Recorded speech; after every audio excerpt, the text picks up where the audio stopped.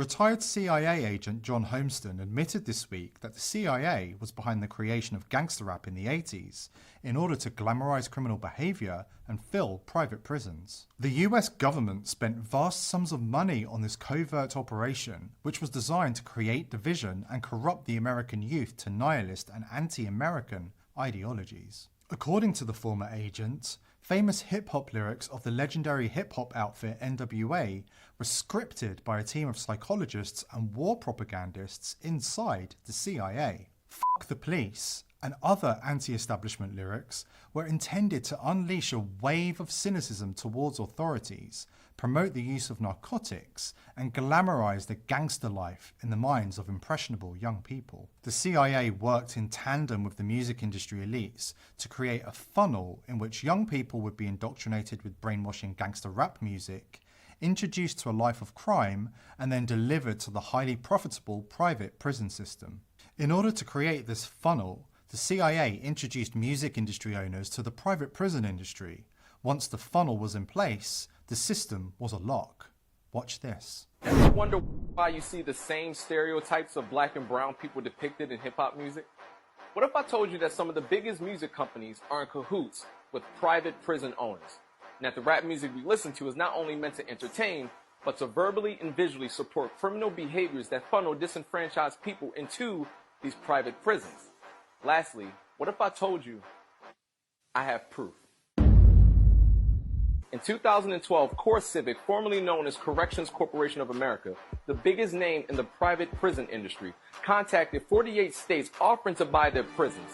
One requirement of eligibility for the deal was particularly strange: an assurance by the agency partner that the agency has sufficient inmate population to maintain a minimum 90% occupancy rate over the term of the contract. Wait, drag it? What?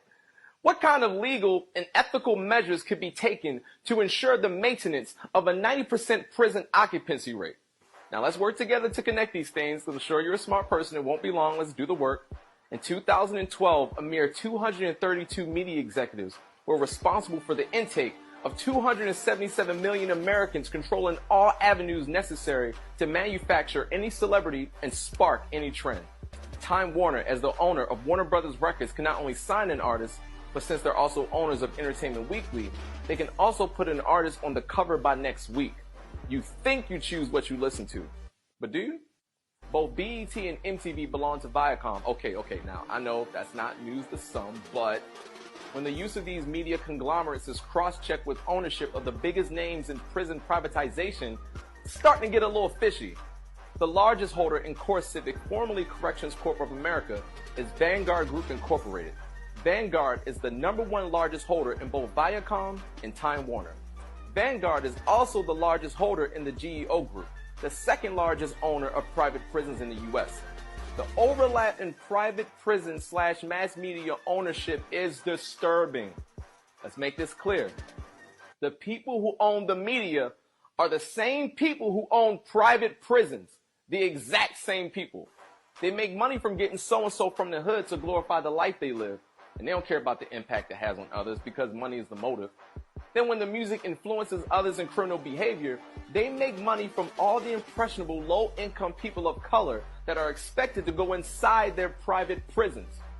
A music industry executive who was present at that first meeting between CIA, private prison, and music industry executives has written a confessional letter detailing exactly what went down on that fateful day.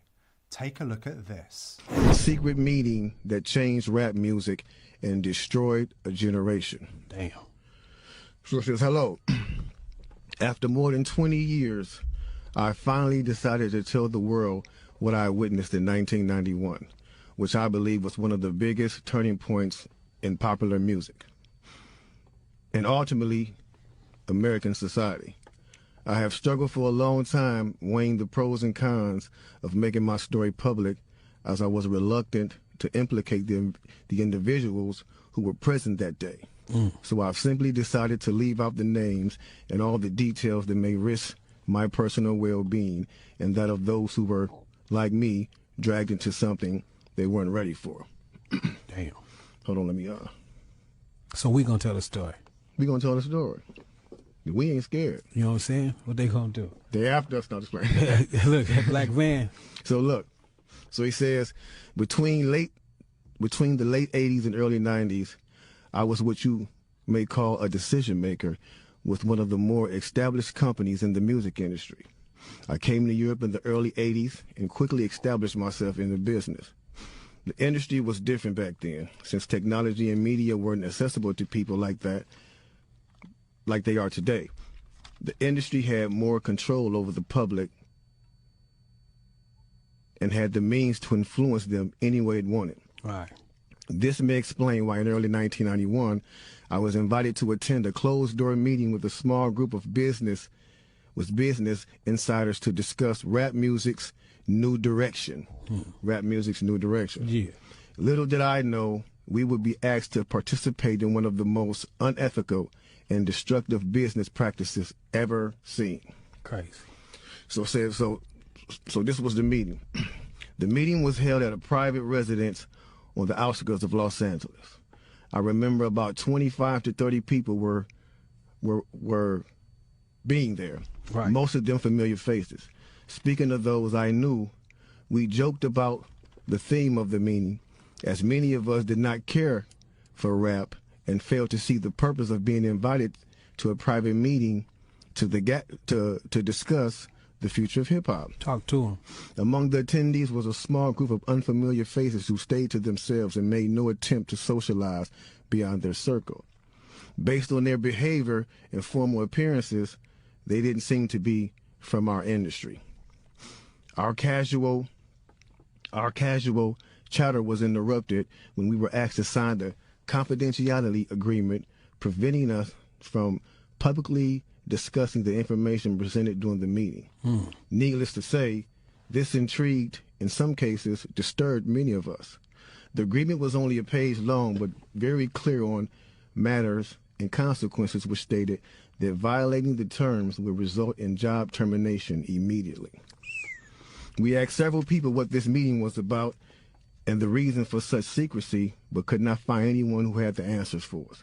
A few people refused to sign and walked out. Nobody stopped them. I was tempted to follow, but curiosity got the best of me. That's right. A man who was part of the unfamiliar group collected all the agreements from us. So now it's going to get to the good part because the meeting about to start. Talk to him, Jake. It says, quickly after the meeting began, hold on one second. Get your popcorn, y'all. Popcorn, get your pistols. No, For real, though. Quickly after this meeting began, one of the industry colleagues, who shall remain nameless like everybody else, thanked us for attending. He then gave the floor to a man who only introduced himself by first name and gave no other details about his personal background. I think he was the owner of the residence, but that was never confirmed.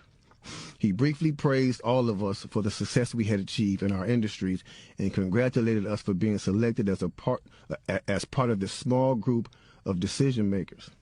At this point, I began to feel slightly uncomfortable and the strangeness of this gathering. The subject quickly changed as the speaker went on to tell us that the respective companies we represented had invested in a very profitable industry, which could become even more rewarding with our active involvement. Damn. He explained that the companies we worked for had invested millions into the building of privately owned prisons, and that our positions of influence in the music industry would actually impact the profitability of these investments. Then he says, I remember many of us in the group immediately looking at each other in awe and confusion. At the same time, I didn't know what a private prison was, but I wasn't the only one. Sure enough, someone asked what these prisons were and what any of this had to do with music. We were told that these prisons were built by privately owned companies who received funding from the government based on the number of inmates. The more inmates, the more the government would pay these prisons. It was also made clear to us that since these prisons are privately owned, as they become publicly traded, we'd be able to buy shares. Most of us were taken back by this. Again, a couple of people asked what this had to do with us. At this point, my industry colleague, who had first opened the meeting took the floor again and answered our questions.